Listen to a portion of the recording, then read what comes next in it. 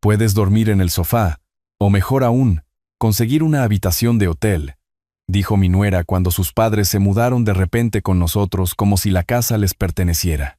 Será mejor que te vayas. No tendremos suficiente espacio para 5, añadió su padre con desprecio.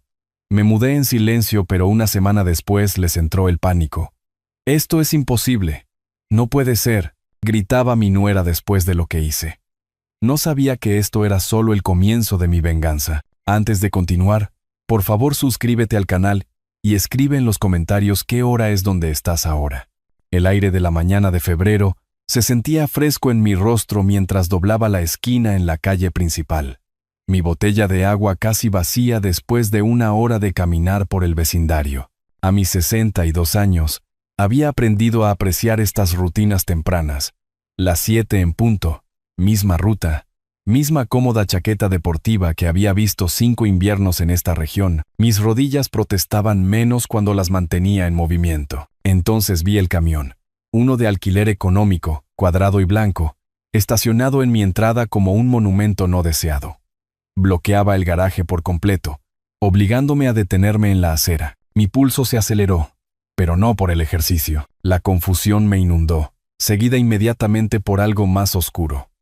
Me acerqué a la puerta principal, notando que estaba ligeramente entreabierta. Adentro, mi sala de estar se había transformado en algo irreconocible. Torres precarias de cajas de cartón se formaban contra las paredes que yo mismo había pintado hacía 3 veranos. Mis muebles, el sofá modular, la mesa de centro de roble, la lámpara de pie, habían sido empujados a un lado sin cuidado. 2 extraños ocupaban el espacio como si les perteneciera. El hombre era de mi edad, tal vez un poco más joven, de complexión gruesa y cabello grisáceo y escaso. Llevaba una camisa polo desvaída metida dentro de unos vaqueros que le quedaban demasiado altos, y su voz retumbaba por la habitación mientras dirigía el tráfico. La mujer a su lado fruncía el ceño ante una caja marcada como frágil, su rostro con una expresión de desaprobación permanente. Llevaba demasiado perfume. Podía olerlo desde la entrada, algo floral y abrumador. Mi hijo Daniel pasaba junto a ellos con dificultad, cargando una caja etiquetada como cocina con marcador negro. Tenía la cara roja. No sabía si por el esfuerzo o por algo más. Detrás de él, Sofía, mi nuera, se limpió las manos en los vaqueros, y finalmente notó que yo estaba allí de pie. «Ah, ya regresó», dijo como si me hubiera ido por semanas en lugar de una hora. «¿Qué está pasando aquí?» Mantuve la voz nivelada, profesional. 35 años en gestión logística me habían enseñado a evaluar las situaciones antes de reaccionar. Sofía inclinó la cabeza ligeramente. Un gesto que había aprendido significaba que estaba a punto de decir algo que sabía que no me gustaría. «¿Papá?» Daniel no le dijo. «Mis padres vendieron su casa y necesitan un lugar donde quedarse por unos meses mientras cierran el trato de su nuevo condominio. Estará bien. Somos familia». La forma en que me llamó papá mientras usaba el formal usted en lugar de mi nombre aterrizó como una pequeña cuchilla entre mis costillas. Me volví hacia mi hijo, que acababa de dejar su caja con un golpe sordo. «¿Daniel?» Él no me miró. «Papá, te lo iba a decir», pero las cosas se movieron rápido. Los padres de Sofía necesitaban ayuda. Pensé que lo entenderías. ¿Entender que extraños se mudan a mi casa sin preguntarme a mí? «Es nuestra casa también, papá», dijo Daniel en voz baja, todavía evitando mis ojos. «Sofía y yo vivimos aquí. Tomamos decisiones juntos». El hecho de que habían vivido aquí sin pagar alquiler durante 2 años parecía haberse escapado de su memoria. Lo vi recoger otra caja y desaparecer hacia las escaleras, sus hombros encorvados como un hombre que espera un golpe. El extraño de la camisa polo, Héctor. Supe después. Se dejó caer en mi sillón reclinable con un gruñido de satisfacción. Mi sillón, en el que me había sentado cada noche durante 8 años, leyendo o viendo las noticias o simplemente pensando en las horas tranquilas después de que todos los demás se iban a la cama. «Esta silla ha visto días mejores», anunció Héctor a nadie en particular. «¿Cuándo la compraste?» «En los años 80. «Hace 8 años», dije. «Se siente más vieja. Quizás quieras modernizarla mientras estamos aquí». Al lugar le vendrían bien algunas actualizaciones. No dije nada. Él sonrió, malinterpretando mi silencio como debilidad cuando en realidad era cálculo. La mujer, Rosa, se había mudado a mi cocina, abriendo gabinetes y reorganizando el contenido con la autoridad casual de alguien que pertenecía allí. El resto del día pasó en una neblina de incorrección. Me retiré a mi dormitorio mientras descargaban caja tras caja, reclamando territorio centímetro a centímetro. En el silencio detrás de mi puerta cerrada, saqué la caja fuerte ignífuga de mi armario y saqué la escritura de la casa. Mi nombre aparecía allí, solo, sin cofirmantes, sin propiedad conjunta. Había trabajado por este lugar. Pagué cada pago de la hipoteca a tiempo durante 15 años antes de liquidar el préstamo por completo en 2019. Esta casa era mía. Esa claridad estabilizó algo dentro de mí. La cena trajo una nueva humillación. Nos reunimos alrededor de la mesa que había construido con mis propias manos. Roble macizo ensamblado pieza por pieza en esta misma habitación. Héctor dominó la conversación de inmediato, su voz llenando cada rincón. «Hace demasiado frío aquí», dijo, señalando vagamente las paredes. «¿A cuánto tienes el termostato? ¿19 grados?» «A 22», respondí. «¿22? Eso es prácticamente tropical. Tendremos que hablar sobre las reglas de la casa, si vamos a vivir todos juntos». La frase quedó suspendida en el aire como humo. Rosa picoteaba su comida. Luego levantó la vista con fingida preocupación. ¿La habitación de invitados es siempre así de pequeña? Apenas cabe mi cómoda allí. Es un dormitorio estándar, dije. Espacio más que suficiente para algo temporal. Bueno, supongo que nos las arreglaremos, interrumpió Rosa, su tono sugiriendo un enorme sacrificio personal. Aunque no sé cómo vivías cómodamente aquí. Héctor y yo estamos acostumbrados a más espacio. Sofía se acercó y tocó el brazo de su madre con simpatía, ignorando por completo la forma en que mi agarre se apretó en mi tenedor. Daniel estudiaba su plato como si contuviera respuestas a preguntas que tenía demasiado miedo de hacer. Intenté hablar con mi hijo a solas después de la cena, arrinconándolo en el garaje mientras los demás se instalaban frente al televisor. Mi televisor, sintonizado en un canal que nunca veía, el volumen más alto de lo que yo jamás lo ponía. «Hijo, ¿qué está pasando? ¿Por qué no me hablaste de esto?» Daniel finalmente me miró, pero no pudo sostener la mirada. Simplemente sucedió rápido. Los padres de Sofía necesitaban ayuda. Pensé que lo entenderías. Son solo unos meses. Unos meses viviendo en mi casa sin preguntarme. «Es nuestra casa también, papá», pasó a mi lado, dirigiéndose a la puerta. «Sofía y yo vivimos aquí. Tomamos decisiones juntos». Desapareció adentro antes de que pudiera señalar lo obvio. Vivían aquí porque yo se lo había permitido, por amor y generosidad, sin pedir nunca alquiler, sin exigir plazos. Tarde esa noche, incapaz de dormir, fui a la cocina por agua. La sed se había convertido en una excusa para moverme por mi propia casa. Para verificar lo que ya sabía que estaba sucediendo, abrí el gabinete donde guardaba mis tazas y encontré todo reorganizado. Mi favorita, una sencilla pieza de cerámica azul que mi difunta esposa me había dado hace 20 años. Había sido empujada al fondo, casi oculta. En su lugar, las tazas de té florales de rosa estaban al frente y al centro, dispuestas como si siempre hubieran estado allí. Me quedé sosteniendo esa taza azul en la oscuridad, el azulejo frío bajo mis pies descalzos. Algo se cristalizó dentro de mí entonces. No era rabia. La rabia era caliente y temporal. Esto era más frío, más duro. Era la sensación que tenía en mi antiguo trabajo cuando un problema necesitaba solución, cuando la emoción solo nublaría los cálculos necesarios. Pensaban que era débil. Pensaban que aceptaría esta invasión porque era viejo, porque estaba solo, porque Daniel era mi hijo y la familia significaba tragar indignidades con una sonrisa. Estaban equivocados. Volví a colocar la taza en su nueva posición. Apagué la luz y regresé a mi dormitorio.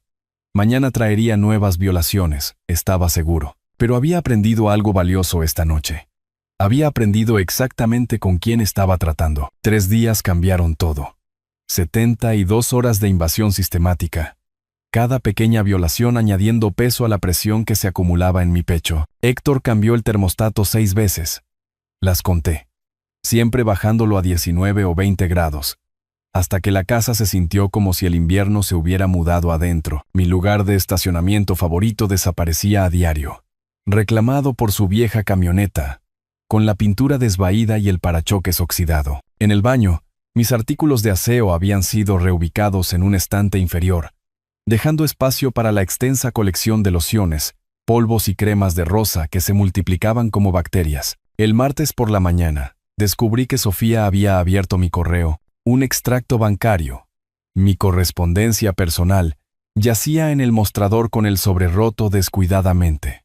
Pensé que podría ser importante, dijo cuando le pregunté, sin levantar la vista de su teléfono. Pero el miércoles por la noche, regresé de un paseo y descubrí que mis sobras habían desaparecido. La pasta que había hecho el lunes por la noche, cuidadosamente porcionada para 2 comidas más, se había esfumado. Héctor estaba sentado en mi sillón, su sillón ahora aparentemente, limpiándose los dientes con casual satisfacción. Estaba bueno, dijo. Deberías hacer más. No respondí. Mi cerebro logístico estaba rastreando todo, construyendo una base de datos de ofensas sin mi dirección consciente. Es lo que había hecho durante 35 años. Notar patrones, identificar problemas, calcular soluciones. El jueves por la mañana a las 6:30, bajé y encontré a todos ya reunidos en la cocina. Esto estuvo mal de inmediato. Daniel y Sofía nunca se levantaban antes de las 7:30. Héctor generalmente dormía hasta las 8. Rosa se quejaba de la luz de la mañana. Sin embargo, aquí estaban sentados. Café hecho, tostadas preparadas, esperando. Me habían estado esperando. Sofía se sentó con la espalda recta, las manos juntas sobre la mesa, su postura de presentación de negocios. Héctor parecía satisfecho, reclinado en su silla como un juez preparándose para dar un veredicto. Rosa picoteaba su comida sin comer. Daniel estudiaba sus huevos con una intensidad inusual. «Papá, necesitamos hablar sobre los arreglos para dormir», comenzó Sofía. Las palabras ensayadas, pronunciadas con eficiencia corporativa.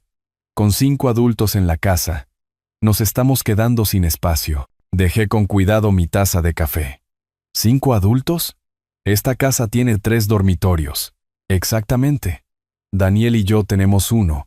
Mis padres tienen la habitación de invitados, y usted tiene el principal, pero mis padres necesitan espacio de almacenamiento. Así que usted podría dormir en el sofá por unas semanas, u honestamente, un hotel podría ser más cómodo. La audacia de eso me robó el aliento por un momento. ¿Me está pidiendo que deje mi dormitorio? ¿En mi casa? La expresión de Sofía se acomodó en una paciencia practicada, del tipo que los gerentes usan con empleados difíciles. No es solo su casa, papá. Daniel vive aquí también. Estamos tratando de hacer que esto funcione para todos. Antes de que pudiera formular una respuesta, Héctor interrumpió, su voz cortando el aire de la mañana con crueldad casual. Seamos realistas aquí. 5 personas en este lugar son demasiadas. Alguien tiene que hacer espacio. Me volví para mirarlo directamente. ¿Hacer espacio? ¿A quién sugiere? Bueno, tú estás jubilado. Tienes tiempo y flexibilidad. El resto de nosotros tenemos trabajos, responsabilidades. Tiene sentido que tú encuentres otro lugar temporalmente. Quizás permanentemente. Podríamos llegar a algún arreglo. Un arreglo. Por mi casa. Héctor se encogió de hombros, el gesto descartando décadas de mi trabajo, mis pagos de hipoteca, mi vida. Solo estoy siendo práctico, no hay necesidad de ponerse sentimental al respecto. Miré a mi hijo. Era la única persona en esta mesa que importaba. El único cuya opinión podría cambiar lo que sucedería después. Daniel, mírame. Levantó los ojos lentamente, pero no pudo sostener mi mirada. La debilidad en su rostro me lo dijo todo. ¿Quieres que me vaya? Papá, yo. Su voz apenas cruzó la mesa. No es tan simple. Los padres de Sofía necesitan ayuda. Es solo temporal. Estamos tratando de resolverlo. No te pregunté si es temporal. Te pregunté si quieres que me vaya de mi propia casa. Daniel volvió a sus huevos, el tenedor raspando contra el plato en el silencio. ¿Podemos no hacer esto más difícil de lo que tiene que ser? Me levanté. Mi silla raspó contra el suelo, ruidoso en la cocina silenciosa. Rosa habló entonces, su voz goteando falsa dulzura. Arturo, querido, no estamos tratando de echarte, pero tienes que entender. A nuestra edad, necesitamos ciertas comodidades. Esa habitación de invitados es apenas lo suficientemente grande para nuestra cama. Necesitamos espacio para la ropa de Héctor, mis zapatos, nuestros artículos personales. Seguramente lo ves. Veo que se mudaron a mi casa sin preguntar y ahora quieren que me vaya de ella. Su expresión cambió a una inocencia herida. No hay necesidad de esa actitud. Somos familia. La familia se ayuda mutuamente. La familia pregunta primero. Salí de la cocina. Subí las escaleras a mi dormitorio. Detrás de mí oí el murmullo de voces. Héctor diciendo algo como viejo terco. Cerré la puerta y miré alrededor de la habitación que había sido mía durante 16 años. La cama que había compartido con mi esposa antes de que el cáncer se la llevara. La cómoda que guardaba ropa que había comprado con dinero que había ganado. La ventana que daba a un jardín que había mantenido cada fin de semana. Saqué mi maleta del armario. 90 minutos después, descendí las escaleras con una maleta con ruedas, una caja de documentos y mi bolso de la computadora portátil. Se habían mudado a la sala de estar, acomodados en los muebles como una audiencia esperando que continuara el espectáculo. Héctor había reclamado mi sillón de nuevo. Rosa se sentó junto a Sofía en el sofá. Daniel estaba de pie junto a la ventana, su postura defensiva. Sofía vio la maleta primero. Oh, ¿realmente te vas? Mantuve mi mano en el pomo de la puerta. Ustedes me dijeron que me fuera. Me voy. Daniel finalmente habló, apartándose de la ventana. Papá, espera. Podemos hablar de esto. Ya tomaste tu decisión en el desayuno cuando no dijiste nada. Salí, cerrando la puerta detrás de mí con un firme clic. No un portazo. No soy un hombre que da portazos, pero lo suficientemente final como para que lo oyeran. A través de la ventana, los vi congelados en una escena, viendo mi coche alejarse de la acera. La boca de Rosa se movía, probablemente ofreciendo algún comentario que agradecía no escuchar. El Motel Sol del Desierto estaba en una avenida transitada, a 12 minutos de la casa si el tráfico cooperaba. El edificio no era nada especial.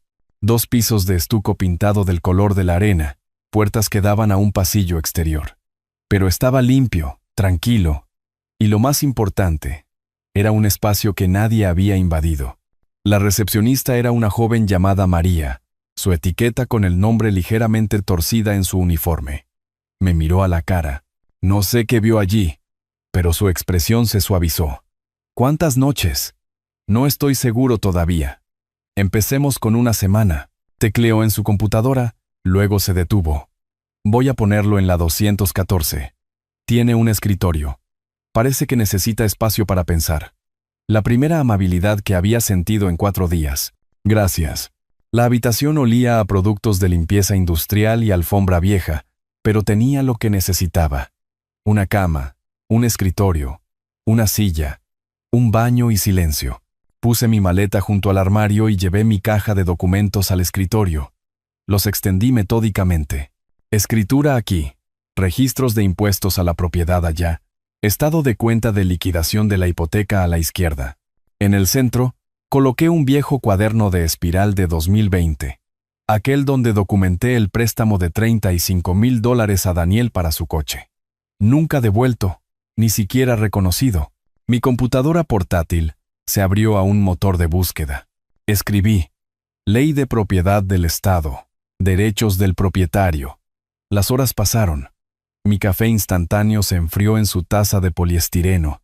El sol de la tarde se movió por la pared. Luego se desvaneció en la noche. Leí sobre invitados versus inquilinos.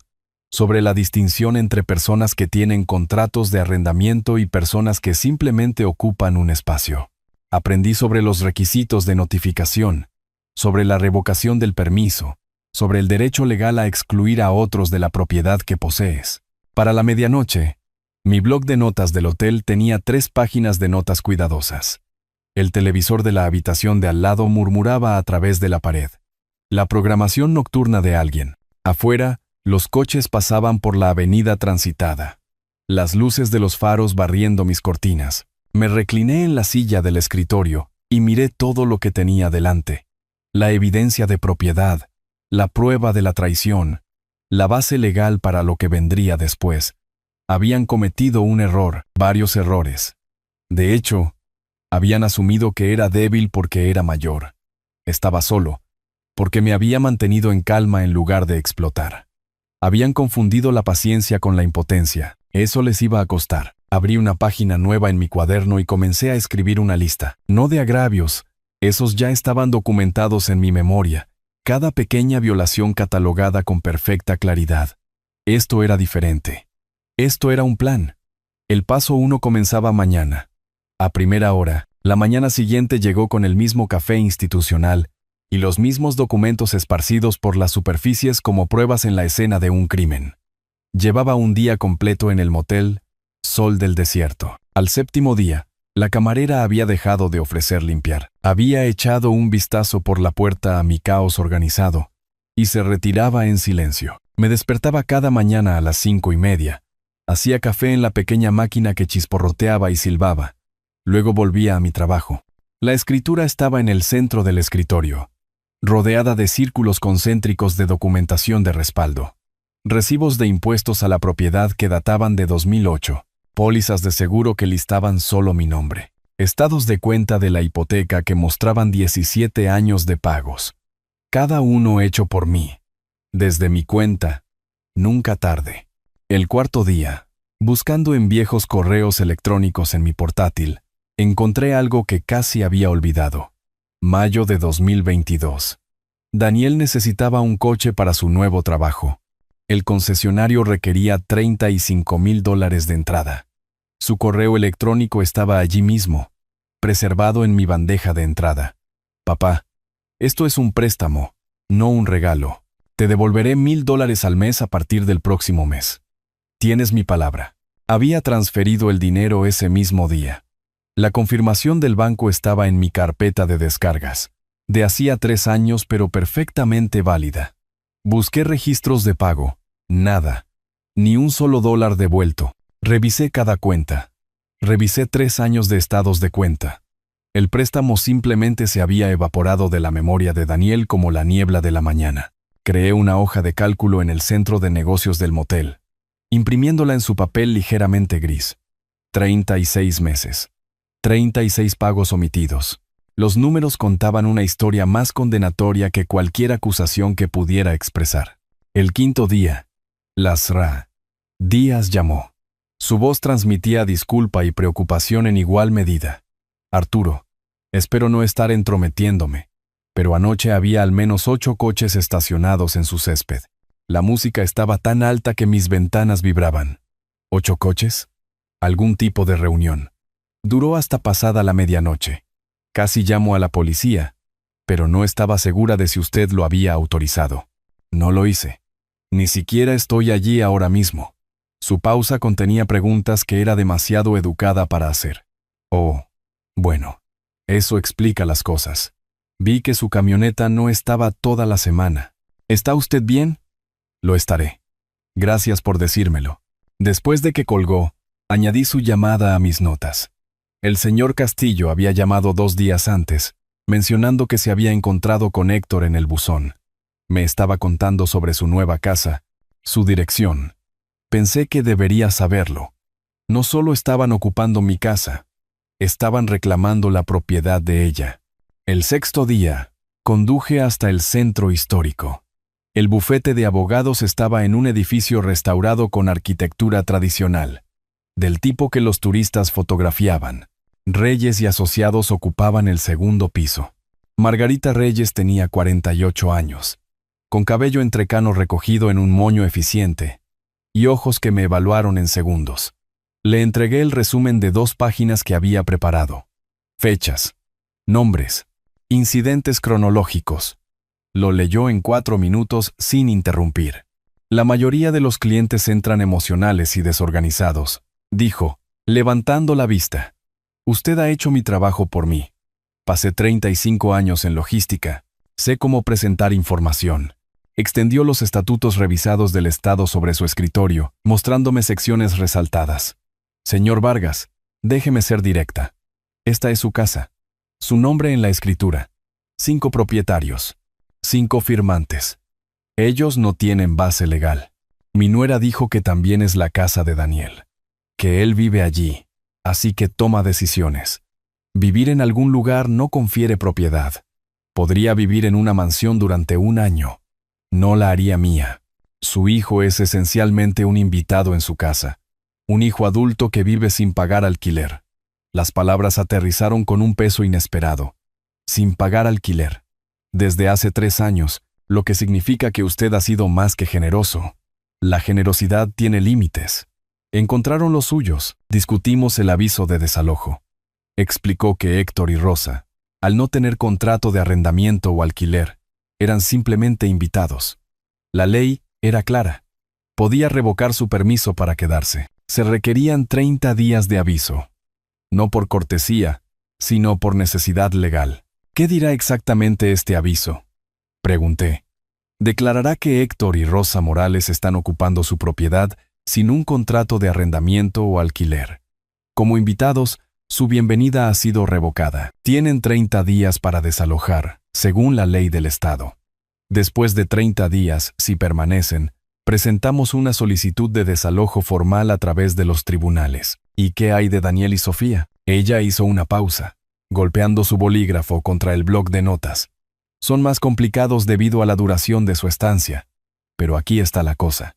No poseen la propiedad. Puede comenzar a cobrarles alquiler, con efecto inmediato, o puede entregarles un aviso similar. Es su elección. Quiero que todos se vayan. Entonces comenzaremos con los Morales. El camino legal es más claro allí. Redactó el aviso mientras yo esperaba, sus dedos eficientes en el teclado. El documento salió de su impresora en papel con membrete, que parecía oficial e intimidante. Encabezados en negrita, citas legales, formato limpio. Caminamos por el pasillo hasta la oficina de Tomás Moreno.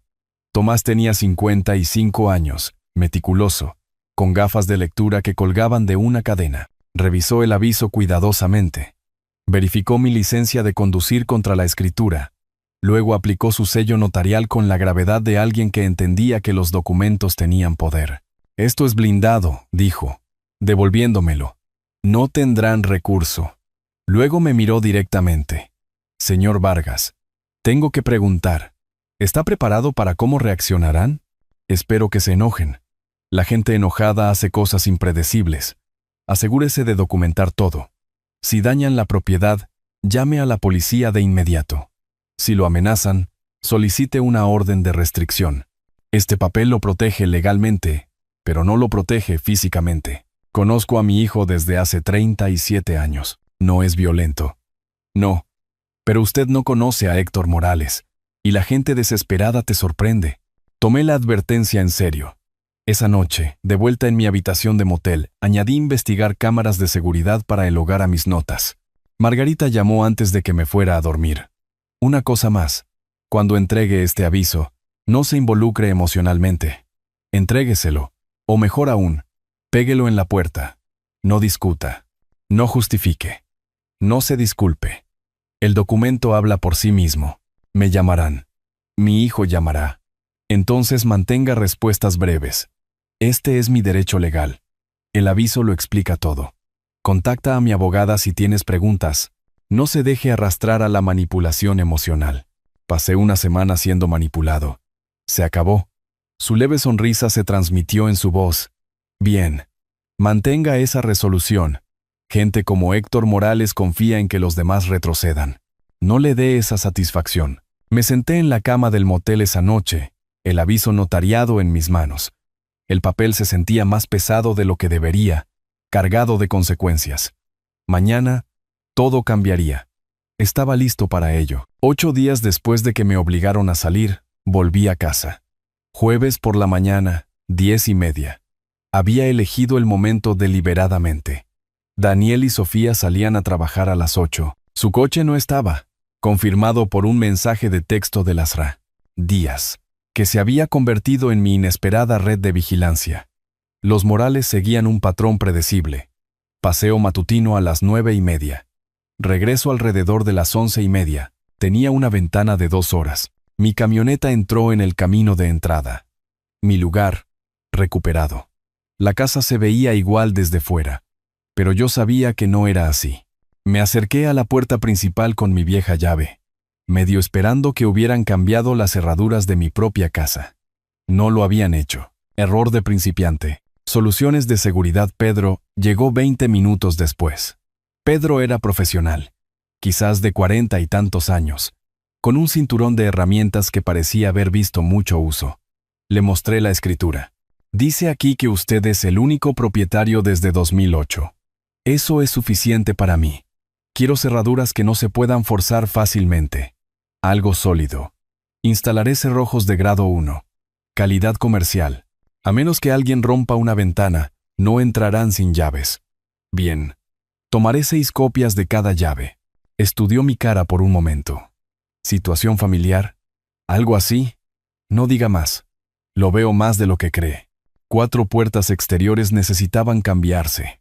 Frontal, trasera, entrada lateral del garaje, principal del garaje. Pedro trabajó con eficiente precisión y yo ayudé, sosteniendo puertas, llevando herramientas, probando cada nueva cerradura después de la instalación. El proceso fue mecánico, profundamente satisfactorio. Cada cerradura que cambiaba representaba el control recuperado. Para las 12:15, la casa estaba fortificada. El cerrojo de la puerta principal hizo clic con sólida autoridad. La manija de la puerta trasera giró suavemente bajo mi agarre. La entrada del garaje ahora tenía un código de teclado que solo yo conocía. Mientras Pedro terminaba la última puerta, desempaqué 2 cámaras de seguridad inalámbricas de sus cajas. Unas cámaras de video, compradas ayer en la ferretería grande. Una fue sobre la puerta principal, en ángulo para capturar el porche y la entrada. La segunda se montó sobre la puerta trasera, cubriendo la entrada del patio. Se sincronizaron con mi teléfono en minutos. Ahora tendría evidencia en video de todo. A la 1 en punto, pegué el aviso de desalojo en la puerta principal a la altura de los ojos. Imposible de ignorar. El documento se veía exactamente tan intimidante como Margarita pretendía. Encabezados en negrita, lenguaje legal, el sello notarial prominente en la parte inferior. Lo fotografié en su lugar con mi teléfono. Prueba de entrega.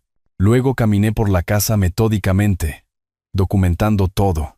Los muebles de la sala de estar habían sido reorganizados descuidadamente. La lámpara antigua de mi madre, la pieza estilo Tiffany que me había dejado, faltaba por completo. Tomé nota. En la cocina, los gabinetes habían sido reorganizados, mis platos mezclados al azar con los suyos. Mi dormitorio era lo peor. Las botellas de perfume de rosa cubrían la cómoda. La ropa de Héctor colgaba en mi armario, empujando mis cosas a una esquina. La cama tenía sábanas diferentes, un estampado floral que nunca había comprado. Lo fotografié todo, las marcas de tiempo visibles en cada imagen. Luego me senté en mi sillón reclinable, el que Héctor se había apropiado, y lo recuperé. Hice café en mi cocina. Puse el termostato a 22 grados. La casa se sentía diferente ahora, pero era mía de nuevo. A las 5:47, la cámara de seguridad captó el sedán de Sofía entrando en el camino de entrada. Estaba en casa temprano. Vi en mi teléfono cómo se acercaba a la puerta. Intentaba usar su llave. La confusión cruzó su rostro. Intentó de nuevo, moviendo la manija. Nada. Sacó su teléfono. El mío sonó 30 segundos después. Respondí al tercer timbre. Hola. ¿Qué hiciste? Mi llave no funciona. Su voz temblaba de ira, no de miedo. Cambié las cerraduras. Es mi casa. No puedes hacer esto. Vivimos aquí. No puedes simplemente dejarnos fuera. Hay un aviso de desalojo en la puerta. Lo explica todo. Tus padres tienen 30 días. ¿Mis padres? ¿Qué hay de nosotros? ¿Qué hay de Daniel? Es tu hijo. Daniel debería haber pensado en eso, cuando te dejó echarme. Esto es una locura. Estás siendo cruel. Necesitamos nuestras cosas. Pueden recoger sus pertenencias dentro de los 30 días. El aviso especifica el proceso. Todas las preguntas adicionales van a mi abogada, Margarita Reyes. Recité el número de teléfono claramente. Ella todavía estaba gritando cuando terminé la llamada. 15 minutos después, llamó Daniel. Su voz sonaba rota de una manera que nunca antes había escuchado. Papá, por favor, podemos hablar de esto.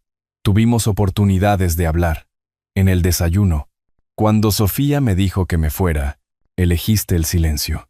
Estaba tratando de mantener la paz. Los padres de Sofía necesitaban ayuda. En mi casa, sin preguntarme. Luego me dijiste que consiguiera un hotel. Esa fue Sofía, no yo. Te quedaste sentado. No dijiste nada. Esa también fue tu elección. ¿Dónde se supone que vamos a ir esta noche? Tenemos trabajo mañana. La casa tiene todas nuestras cosas. Lo resolverán. Eres lo suficientemente ingenioso como para planear desalojar a tu padre. Aplica esa creatividad a tu propia situación. Su desesperación se filtró por el teléfono. Al menos déjanos sacar nuestra ropa, nuestros artículos de aseo. El aviso permite la recuperación supervisada de artículos esenciales. Llama a mi abogada para programarlo. Terminé la llamada. Intentó 2 veces más. No respondí. A las 6:04, los Morales regresaron. La cámara de seguridad capturó perfectamente el rostro de Héctor mientras leía el aviso. Su expresión pasó de la confusión a la comprensión y luego a la rabia. Su rostro adquirió un preocupante tono púrpura. Rosa estaba detrás de él. La boca se movía en lo que supuse eran quejas. Héctor llamó. Lo dejé ir al buzón de voz. Más tarde, escuché su mensaje. Su voz era venenosa, amenazando con demandas, policía y humillación pública. Esto no ha terminado, Arturo. Ni de lejos. Cometiste un gran error hoy. Amenazas vacías.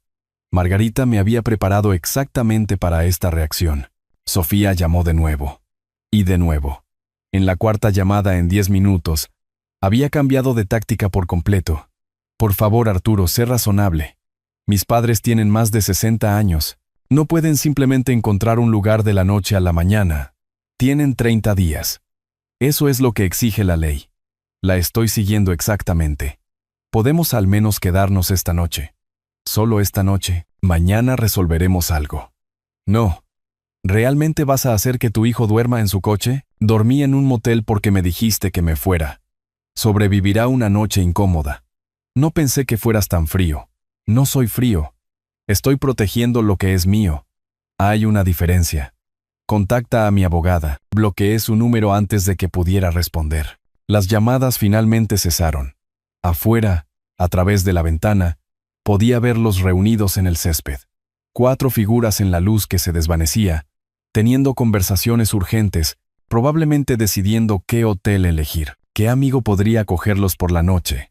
Adentro, me senté en mi silla, en mi casa, con mi café enfriándose en mi taza favorita.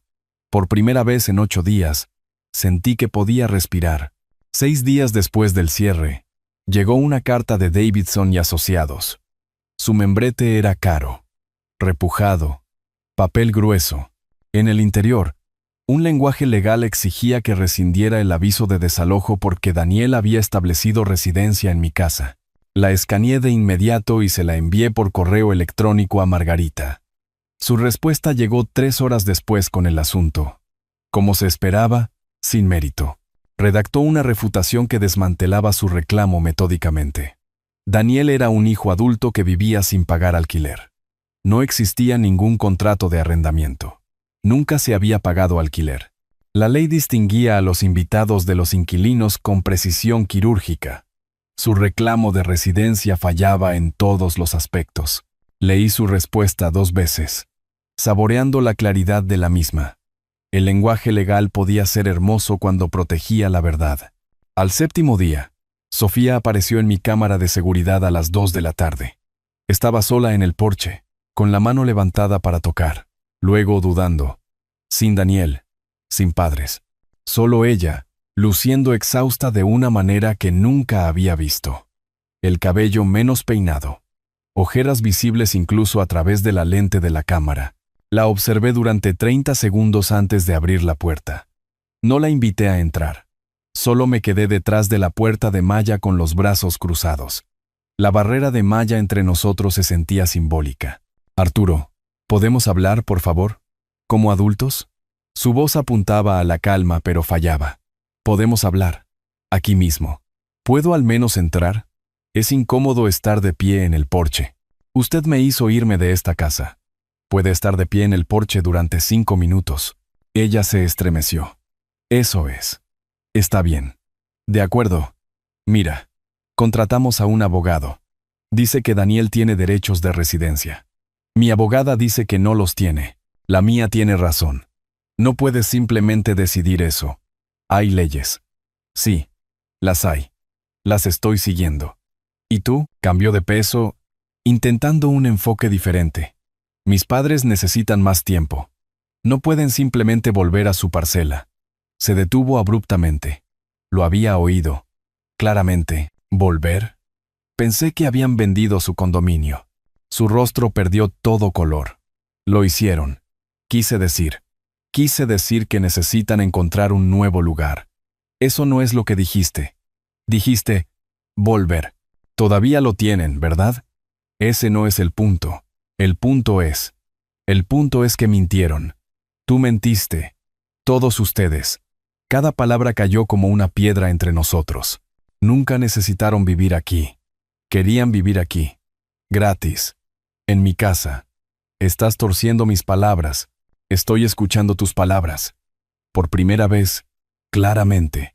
Intentó de nuevo, la voz quebrándose esta vez. Por favor. Somos familia. Eso no significa nada para ti. Significaba todo. Por eso dolió tanto que me dijeras que me fuera. Estaba tratando de ayudar a mis padres. Sacrificándome a mí. Sin preguntar. Sin importar. Cometimos un error. ¿No puedes perdonar eso? Ustedes decidieron que yo no era necesario. Ahora yo he decidido lo mismo. ¿Qué quieres? ¿Qué arreglaría esto? Nada. Ya está arreglado. La ley es clara. El desalojo se mantiene. Se fue sin decir otra palabra. La puerta de su coche se cerró lo suficientemente fuerte como para resonar en la calle. Esa noche llamó. No manipuladora esta vez. No llorando. Solo furiosa. Esto es imposible. No puede estar pasando. No puedes desalojarnos. Mantuve la voz mesurada. No es imposible. Está sucediendo. El tribunal tiene el papeleo. Estás destruyendo a esta familia, dejando a mis padres sin hogar, arruinando la vida de Daniel. Tus padres tienen un condominio. No están sin hogar. Y Daniel es un adulto que tomó decisiones. Son personas mayores. ¿Cómo puedes abusar de personas de su edad? Abusar. Dejé que esa palabra colgara por un momento. Tu padre me dijo, simplemente múdate por completo. 5 personas son demasiadas. ¿Recuerdas ese desayuno? Recuerdo cada palabra. Su voz se desinfló. Él no quiso decir eso. Y tú también. Ahora estás experimentando lo que prescribiste para mí. No puedo creer que seas tan vengativo. No soy vengativo. Estoy protegiendo mi propiedad. Hay una diferencia. Terminé la llamada. No volvió a intentarlo. Durante los días siguientes, monitoreé la situación a través de cámaras e informes de vecinos. La camioneta de Héctor pasó 3 veces en una semana, pases lentos y deliberados como si estuviera comprobando si yo había desaparecido.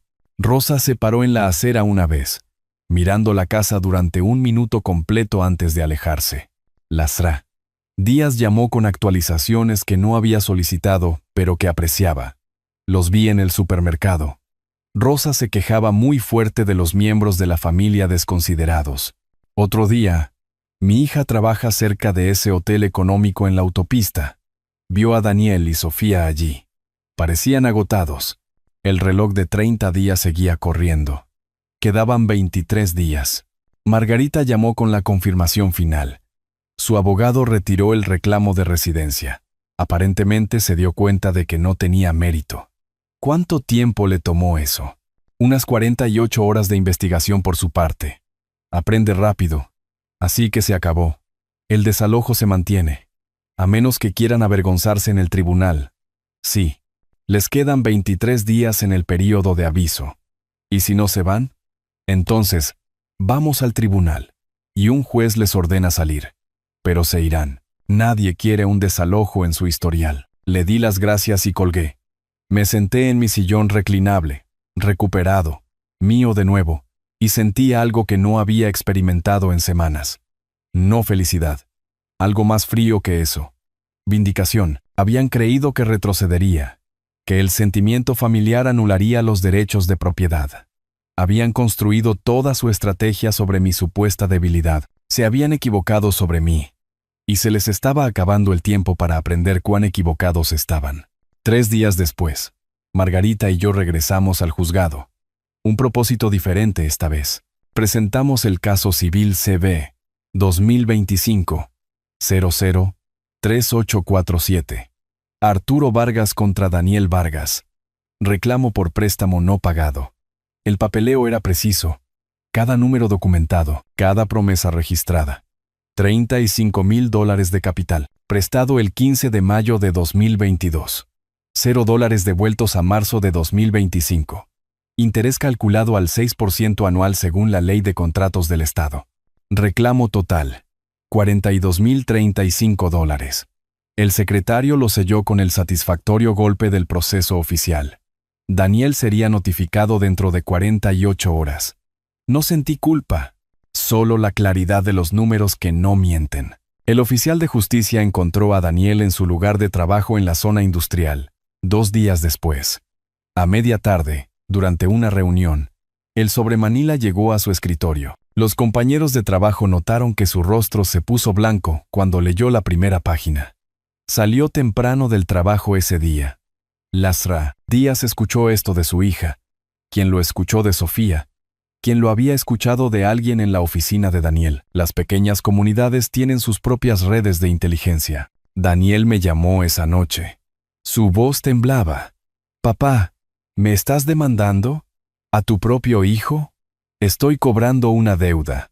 Pediste prestados $35,000. Prometiste devolverlos. No lo hiciste. Iba a pagarte. Eventualmente. Sabes que soy bueno para eso. 3 años. Ni un solo pago.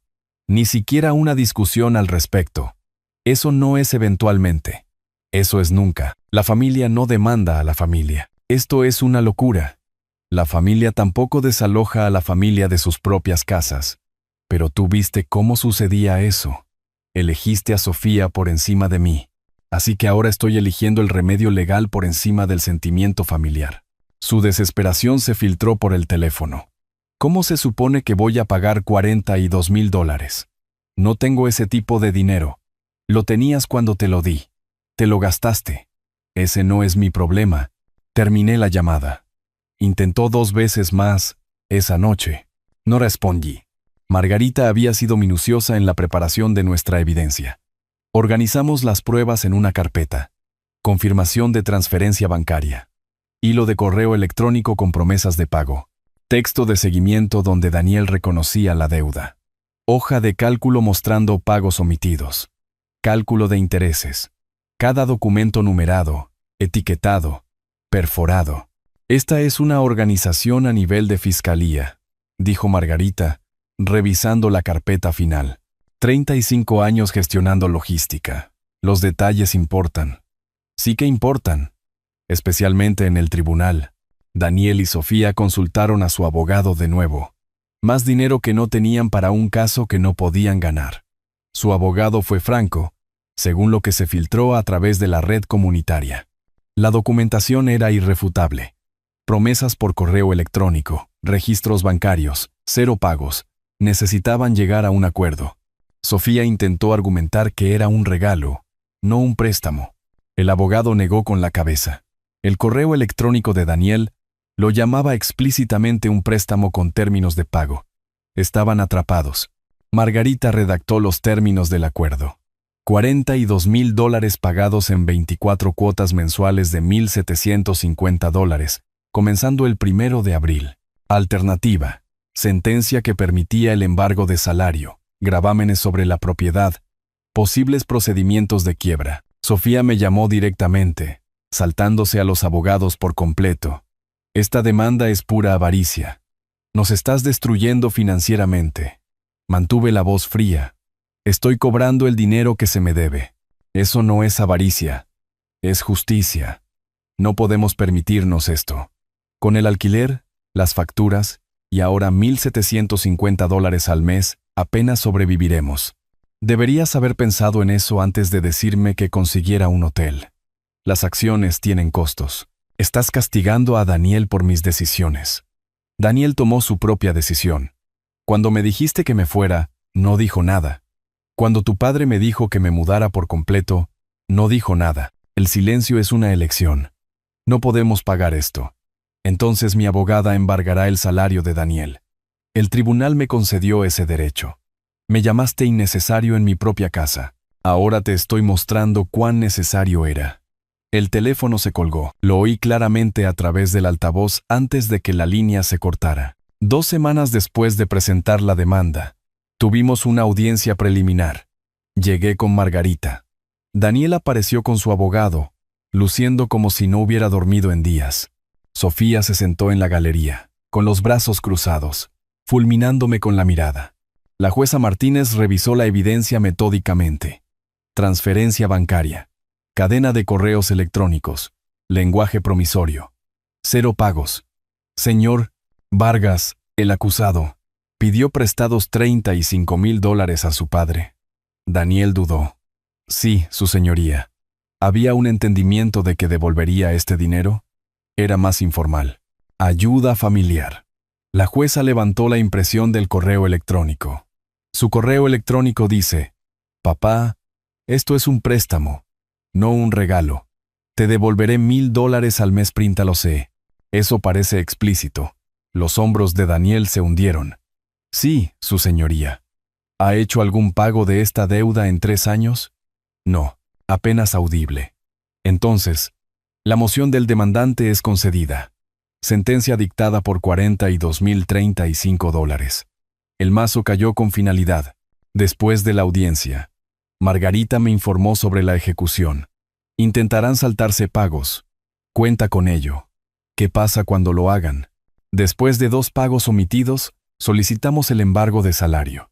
Su empleador nos envía parte de su cheque de pago antes de que él lo reciba. Después de 4 pagos omitidos, podemos buscar cobros adicionales, gravámenes, incautación de activos, si aplica. ¿Me pondrán a prueba? Absolutamente. Todavía piensan que eres blando. Piensan que los lazos familiares te harán perdonar la deuda eventualmente. Están equivocados. Su leve sonrisa reconoció la verdad que ambos sabíamos. Lo sé. Asegúrate de que lo aprendan rápidamente. Primer pago omitido. Acción de ejecución inmediata. Enséñales que ibas en serio con cada palabra. 3 días después, el abogado de Daniel llamó a Margarita. El cliente aceptaba los términos de pago. El acuerdo formal se firmó esa tarde. Primer pago vencía el 1 de abril. Puse un recordatorio en el calendario. A través de la red de las días. Me enteré de que los Morales habían encontrado un apartamento. 2 dormitorios cerca de la calle 32 y la avenida principal, a unas 4 millas de distancia. $1,400 mensuales. Significativamente más de lo que querían pagar. Rosa ya se estaba quejando. Díaz la escuchó en el supermercado hablando con un extraño sobre el terrible apartamento con alfombra maloliente y estacionamiento imposible. Nuestro yerno nos obligó a ir allí, dijo Rosa, aparentemente inconsciente de lo arrogante que sonaba. Solo necesitábamos un lugar para quedarnos temporalmente, y nos desalojó. A personas mayores, el extraño, según las Díaz, se había mostrado horrorizado, pero no conmigo, sino con Rosa. Me senté en mi casa esa noche. Mi casa, legal y moralmente mía, y revisé la línea de tiempo. Aviso de desalojo. Entregado. Desafío legal. Derrotado. Mentira del condominio. Expuesta. Demanda. Ganada. Plan de pago. Aceptado. Hace 4 semanas me habían dicho que me fuera de mi propia casa. Ahora estaban pagando el precio de esa decisión. $1,750 al mes. Durante 2 años. La justicia estaba aprendiendo. No siempre era rápida, pero podía ser minuciosa. El primer pago de Daniel se acreditó el 1 de abril. $1,750. transferidos electrónicamente, marcados como pago de préstamo ordenado por el tribunal. Esas palabras en la descripción de la transacción se sintieron como una vindicación cada vez que revisaba mi cuenta. 2 días después, llegó un correo electrónico grupal de Jimena, la prima de Daniel que no había visto en 5 años. Asunto: reunión familiar, 12 de abril. El mensaje me invitaba a su casa para discutir las recientes tensiones familiares y encontrar una resolución. Reconocí la trampa de inmediato. Esto no era mediación. Era una emboscada. Las llamadas telefónicas comenzaron esa tarde. Tía Laura de la ciudad vecina. Primero, Arturo. Me enteré de lo que le hiciste a los padres de Sofía. Son personas mayores. ¿Cómo pudiste? Luego el tío Tomás de otra ciudad. Tu hijo está luchando para hacer los pagos. Así no es como la familia trata a la familia. El hermano de Daniel, Marcos, que rara vez llamaba. Papá se estaría revolcando en su tumba viendo cómo tratas a la madre de tu nieto. Cada persona que llamaba tenía el mismo guión. Variaciones de crueldad, avaricia, abandono de los valores familiares. Habían sido alimentados con la narrativa de Sofía, pobres y ancianos morales, victimizados por el desalmado Arturo. No discutí con ninguno de ellos. En cambio, escuché. Luego respondí con 3 frases. Entiendo que estés preocupado.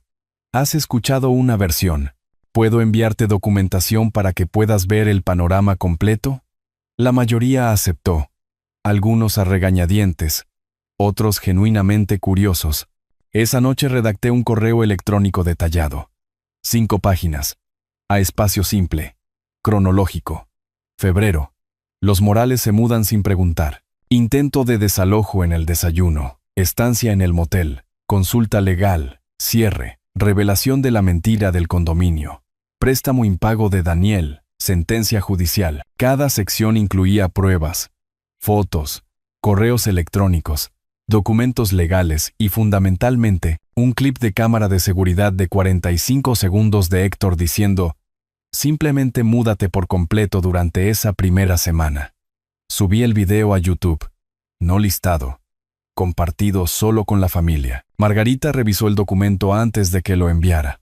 Esto es infalible. Cualquiera que lea esto objetivamente lo entenderá completamente. Envié versiones personalizadas a cada pariente que había llamado. 9 personas en total. En 48 horas, 3 volvieron a llamar. Tía Laura primero. Arturo. No tenía idea. Sofía hizo que sonara completamente diferente. Lo siento mucho. Tío Tomás. Esas grabaciones de la cámara. Ese tipo Héctor es todo un personaje. Tenías todo el derecho. Incluso Marcos admitió. No debí haberte llamado sin escuchar ambas versiones. No todos cambiaron de opinión.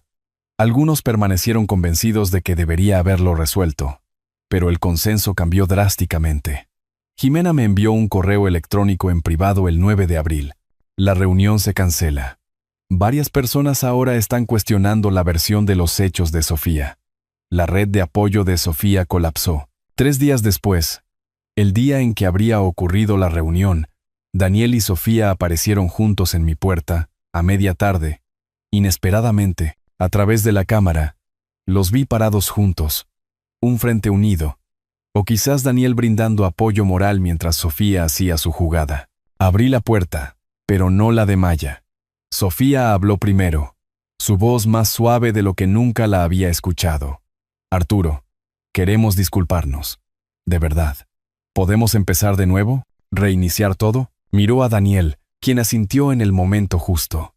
Por favor, por el bien de la familia. Estudié su rostro.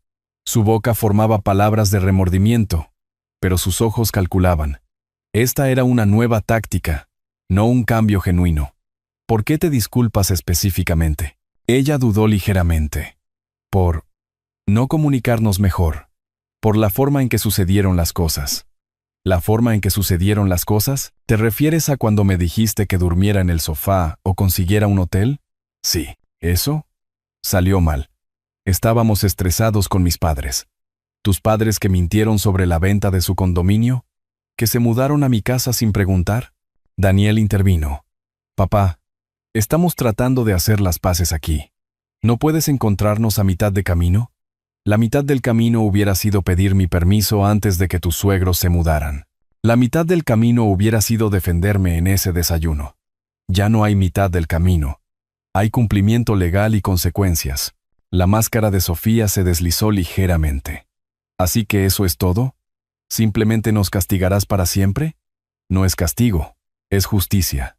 Decidiste que yo era innecesario. Te estoy demostrando que estabas equivocada. Se fueron sin otra palabra. No hubo portazos esta vez. Solo un silencio derrotado. Los vi alejarse en mi cámara de seguridad. Luego me senté en mi sillón reclinable, recuperado, mío, y abrí mi computadora portátil. 9 parientes habían recibido mi documentación. 6 cambiaron de posición. 2 se mantuvieron neutrales. Solo una, la tía de Sofía, permaneció hostil. La verdad había funcionado mejor de lo que cualquier argumento podría haberlo hecho. Creé una hoja de cálculo para rastrear los pagos de Daniel. Primer pago el 1 de abril. A tiempo. Saldo restante. $40,000. Finalización prevista. Marzo de 2027. Si no hay pagos omitidos. 23 meses de responsabilidad por delante. A través de la red de las RA. Días. Me enteré de que Daniel estaba vendiendo su coche. El que compró con mis $35,000. Un cartel de Se Vende apareció en la ventana trasera. Estaban liquidando activos, luchando financieramente. Cuando Sofía y Daniel habían llegado para su disculpa, había notado detalles que mi cerebro logístico catalogó automáticamente. El bolso de diseñador de Sofía había desaparecido, reemplazado por uno más barato. La camisa de Daniel estaba arrugada. Ambos parecían agotados. Su apelación nacía de la desesperación, no de una epifanía. Esa noche, revisé las imágenes de seguridad del último mes. Héctor pasando lentamente, 3 veces. Rosa parada en la acera, mirando la casa antes de alejarse. Sofía llegando para su visita fallida. La apelación final de Daniel y Sofía. Todo documentado. Todo con marca de tiempo. Toda la evidencia de sus continuos intentos de manipularme, presionarme o hacerme sentir culpable para que retrocediera. Nada de eso funcionó. Estaba aprendiendo algo valioso. Cuando dejas de involucrarte emocionalmente, cuando dejas que la documentación hable en lugar de defenderte, los manipuladores pierden su poder. Habían construido toda su estrategia sobre mi supuesta debilidad, sobre el sentimiento familiar anulando los derechos de propiedad. Habían calculado completamente mal, y con 23 meses de pagos por delante, tendrían mucho tiempo para entender su error. Principios de mayo trajo una revelación inesperada. Estaba regando el césped delantero cuando las RA. Díaz se acercó desde la casa de al lado, su expresión vacilante. Arturo, necesito decirte algo. Debería haberlo mencionado antes. Dejé la manguera. ¿Qué pasa, Patricia? Cuando esa gente, los Morales, se estaban quedando contigo, mi nieto miró por la ventana lateral un día. Lo sé, niños entrometidos, pero vio a ese hombre Héctor moviendo muebles muy bruscamente. Oyó un estruendo, vio a la mujer limpiando frenéticamente. Mi pulso se aceleró. ¿Cuándo fue eso? La segunda semana que estuvieron allí. Mediados de febrero. Asumí que sabía sobre lo que se rompió, pero viendo todos estos problemas legales, pensé que tal vez debería saber que dañan las cosas. No lo sabía. Gracias por decírmelo. Después de que ella se fue, entré y comencé una inspección sistemática. Había limpiado la casa después de recuperarla. Desorden superficial. Reorganizando artículos desplazados, pero no había buscado daños estructurales. Ahora caminaba por cada habitación con ojos diferentes. El comedor fue el primero. La mesa antigua de mi esposa, heredada de su abuela, tasada en $3,000 hacía una década. Tenía una muesca larga y profunda en el acabado. Profunda, fea, cortando la chapa. Algo pesado se había caído o arrastrado sobre ella. Me arrodillé junto a la mesa, trazando el daño con mi dedo. Esta mesa había sobrevivido 70 años intacta. 3 semanas con los Morales la destruyeron. En la sala de estar, 3 marcas de quemaduras circulares marcaban el suelo de madera cerca de la chimenea, cada una de varios centímetros de diámetro. Quemaduras de cigarrillos o brasas caídas, a pesar de mi estricta política de no fumar. El inodoro del baño principal funcionaba constantemente. La factura del agua había subido $40. La válvula de llenado estaba dañada. No se había roto antes. Baño de invitados. Azulejo agrietado. Manilla del grifo suelta. Cada descubrimiento alimentaba algo frío y metódico dentro de mí. Llamé a evaluaciones de propiedad de precisión. Ramón Torres llegó a la mañana siguiente con cámaras, herramientas de medición y una tabla con sujetapapeles. Pasó 3 horas documentando todo. Este es un daño significativo, dijo, examinando la mesa. Impacto único. Objeto pesado. ¿Ves cómo la muesca va con la veta? Algo fue arrastrado. ¿Se puede reparar? No a su condición original.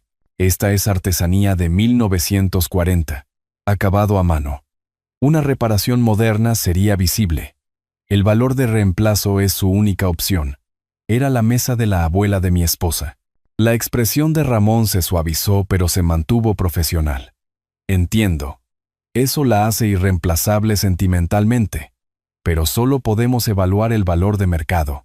Basado en antigüedades comparables, $3,000 es conservador. Su informe final detallaba todo. Mesa antigua, $3,000. Reparación de suelo de madera, $2,800. Plomería, $1,200. Trabajo de azulejos, $900. Daños menores adicionales, $600. Total, $8,500. Esta es documentación de calidad judicial, dijo Ramón, entregándome el informe encuadernado. No tendrá problemas para probar esto. Le pagué $400. Dinero bien gastado. Margarita redactó una carta de demanda a Héctor y Rosa Morales. Daños detallados. Informe de evaluación adjunto.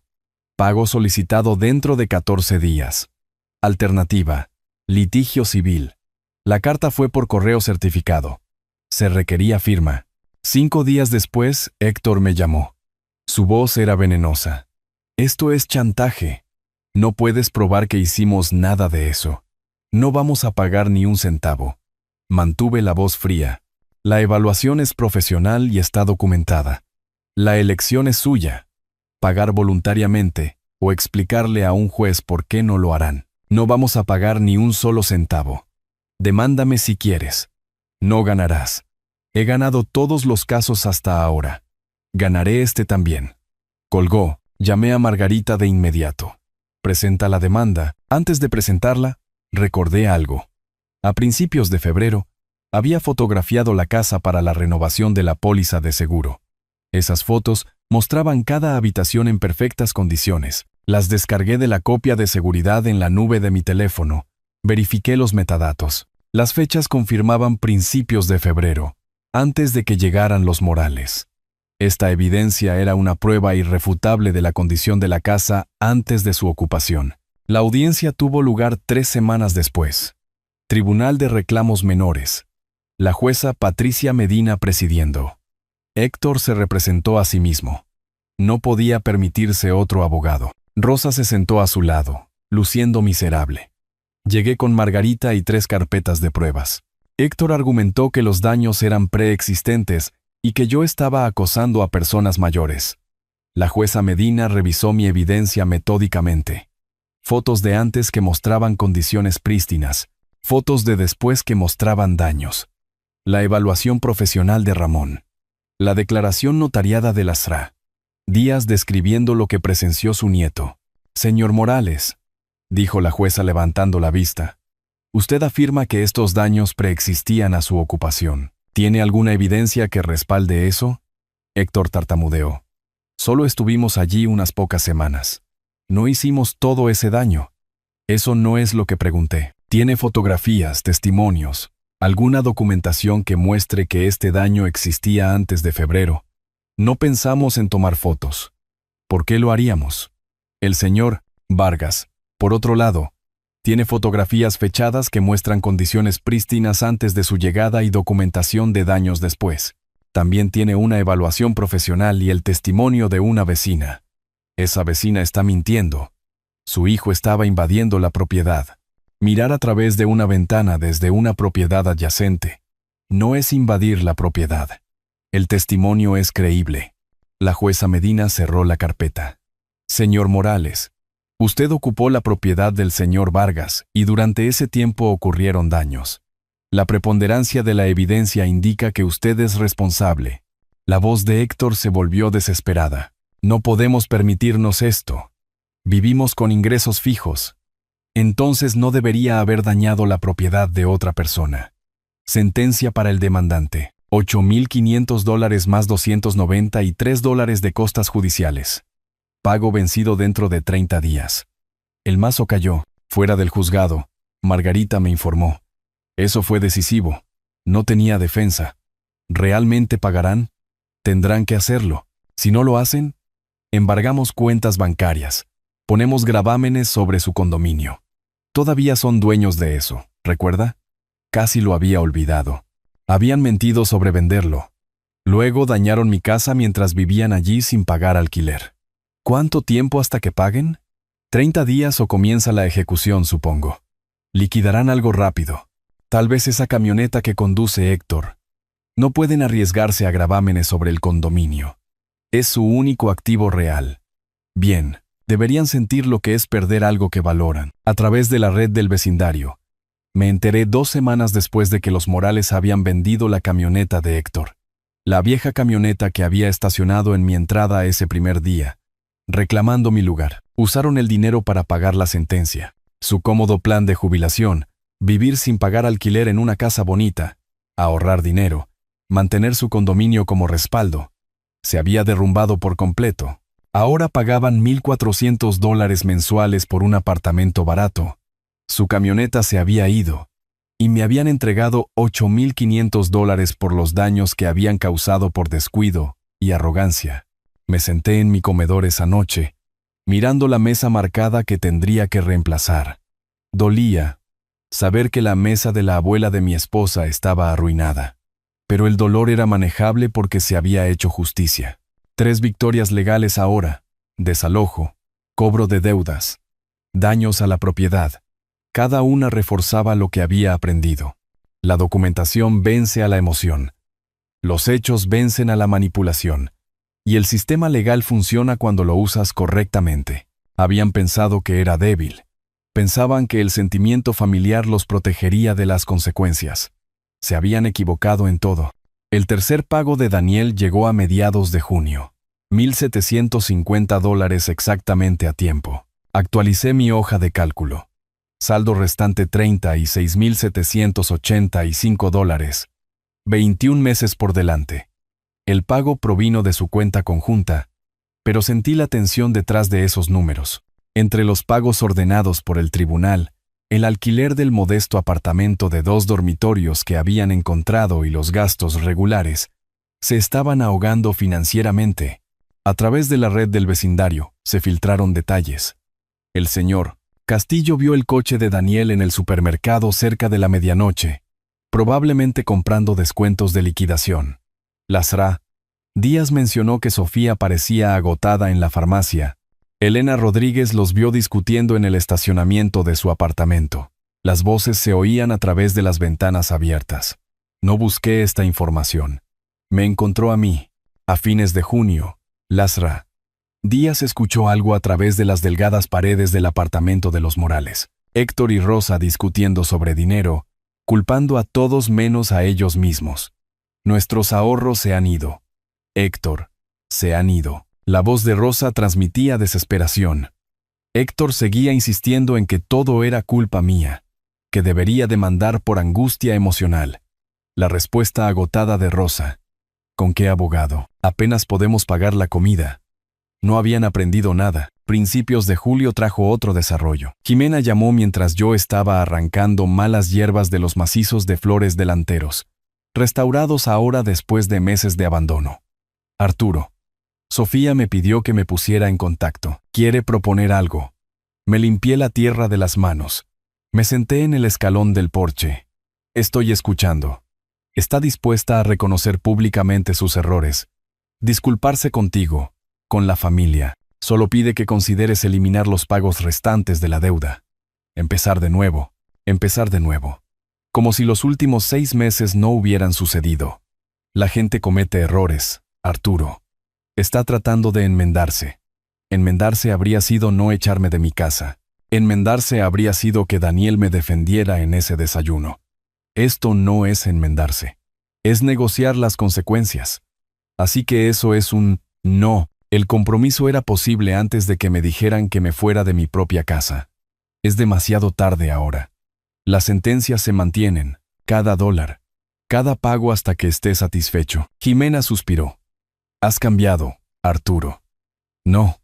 Finalmente dejé de permitir que la gente se aprovechara de mí. Hay una diferencia. 2 días después, Daniel apareció solo en mi puerta.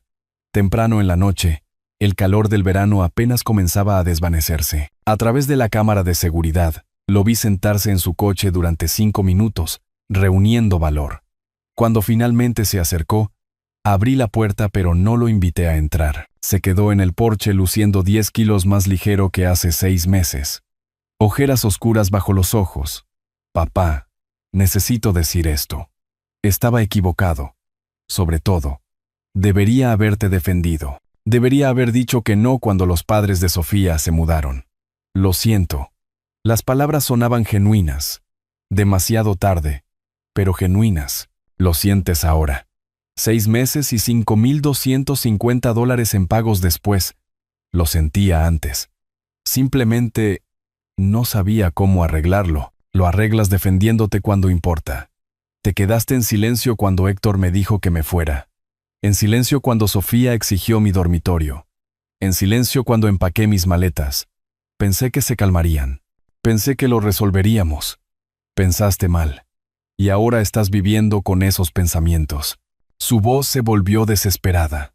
¿Hay alguna forma de que podamos reparar esto? ¿Alguna forma de volver? Deberías haberte arrepentido cuando te quedaste en silencio en esa mesa. Ahí es cuando un «lo siento» habría importado. Ahora es solo ruido. Se fue luciendo más derrotado que cuando llegó. Vi sus luces traseras desaparecer por la calle. Y luego volví a mi rutina nocturna. Esa noche, acostado en mi cama, mi dormitorio, en mi casa, pensé en la confesión de Daniel. Parte de mí reconocía que su dolor era real, pero había aprendido a distinguir entre el arrepentimiento por las acciones y el arrepentimiento por las consecuencias. Lamentaba estar pagando $1,750 mensuales. No lamentaba haber traicionado a su padre. La diferencia importaba. Durante julio, la presión sobre ellos aumentó. Lasra. Díaz mencionó que el coche de Sofía tenía el parabrisas agrietado y no lo habían reparado en 6 semanas. El señor Castillo los vio consolidando cuentas bancarias, probablemente cerrando cuentas redundantes para ahorrar en comisiones. Los Morales llamaban a Sofía constantemente.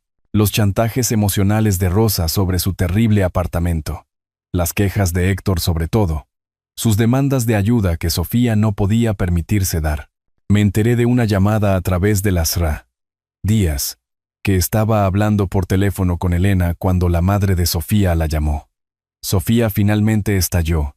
Estamos pagando su sentencia judicial, nuestro alquiler y la demanda de su padre. No nos queda nada. La familia se estaba fracturando bajo el peso de las consecuencias que nunca habían imaginado. Su cómodo plan, vivir sin pagar alquiler, ahorrar dinero, mantener el condominio como respaldo, se había convertido en un desastre en cascada. El estrés financiero generando conflictos matrimoniales, generando resentimiento de los padres, generando más estrés financiero. Un ciclo sin salida excepto el tiempo y la responsabilidad. Me senté en mi porche una noche a fines de julio, viendo la puesta de sol pintar el cielo de naranja y púrpura. Mi casa estaba en silencio detrás de mí, restaurada a como debería ser. Sin invasiones, sin manipulaciones. Nadie diciéndome que me fuera de mi propia casa. Solo paz. Adentro mi hoja de cálculo esperaba en el escritorio. 21 meses de pagos aún por delante, pero ya no los contaba con ira, solo con paciencia.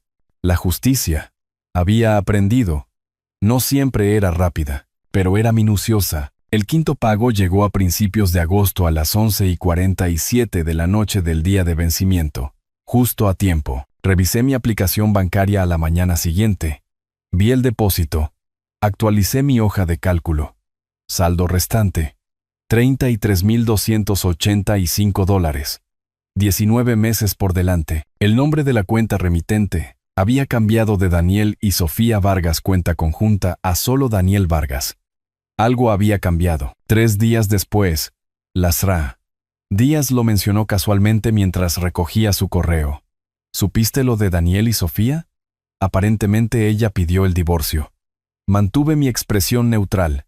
Ya veo. Estrés financiero, según la hija de Elena en el juzgado.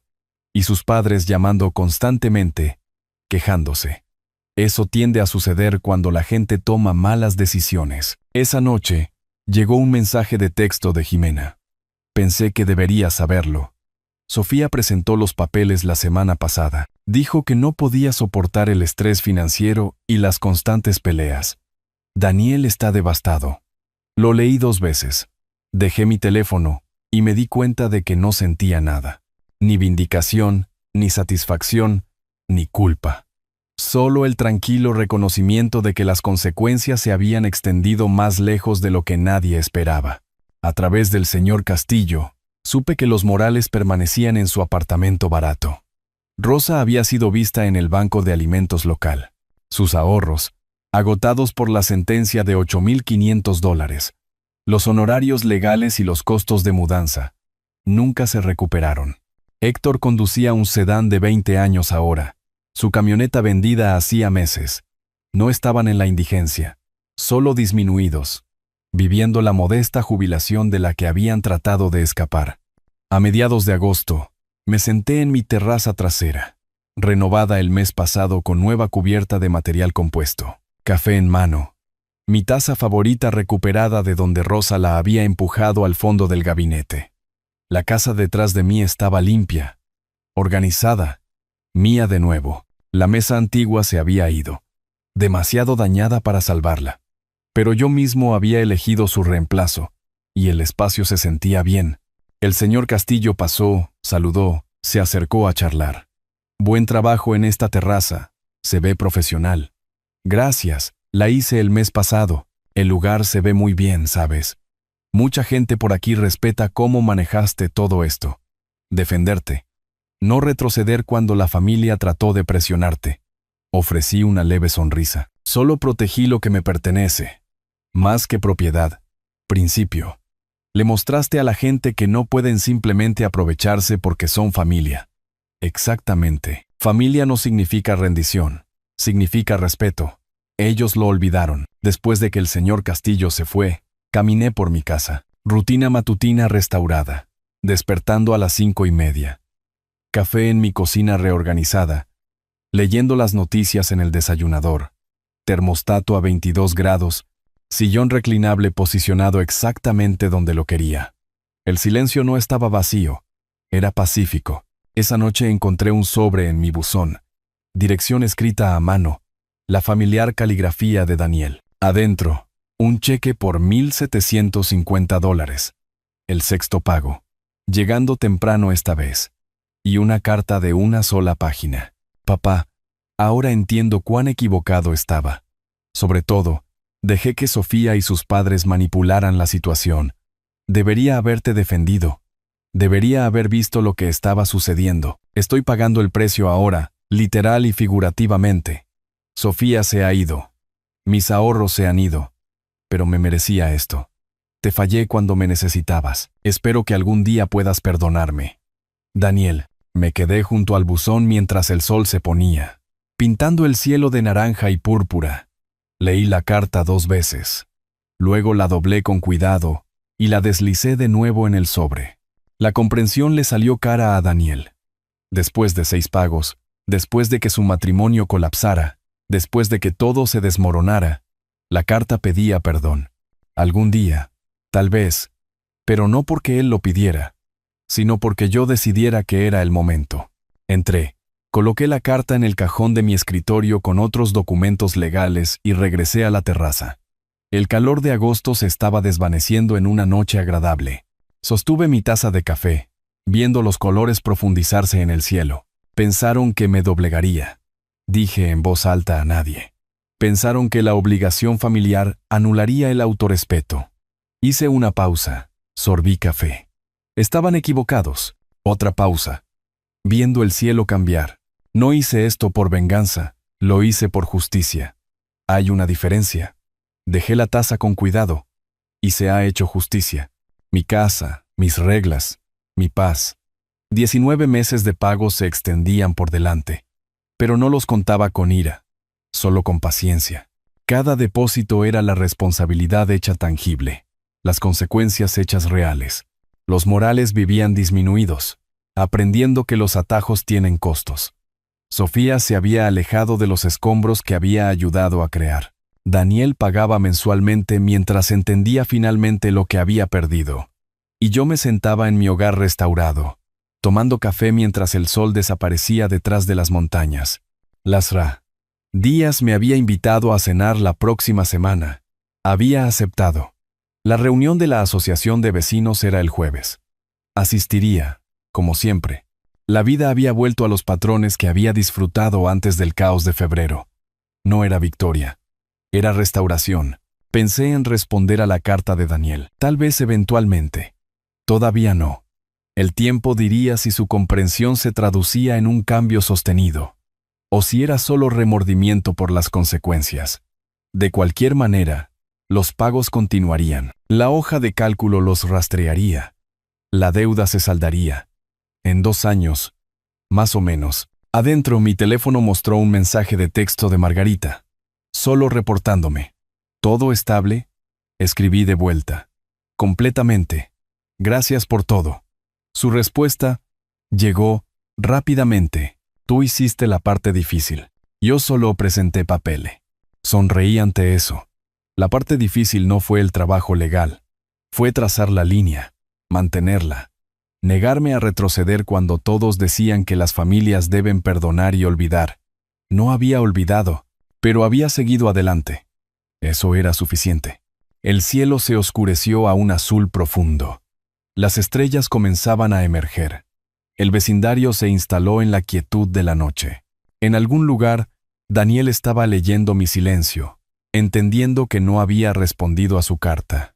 Tal vez ese silencio decía todo lo necesario. Me levanté, me estiré, recogí mi taza vacía, entré a mi casa, limpia, tranquila, mía, y cerré la puerta detrás de mí. Mañana me despertaría a las 5:30, haría café, leería las noticias, regaría el jardín, viviría mi vida, de la manera en que se me debería haber permitido hacerlo desde el principio. La justicia no había sido rápida, pero había sido minuciosa. Y eso, había aprendido, era lo que importaba. Si te gustó esta historia, por favor dale me gusta a este video. Suscríbete al canal y comparte tus impresiones sobre esta historia en los comentarios. Para escuchar la siguiente historia, haz clic en el cuadro de la izquierda. Gracias por vernos.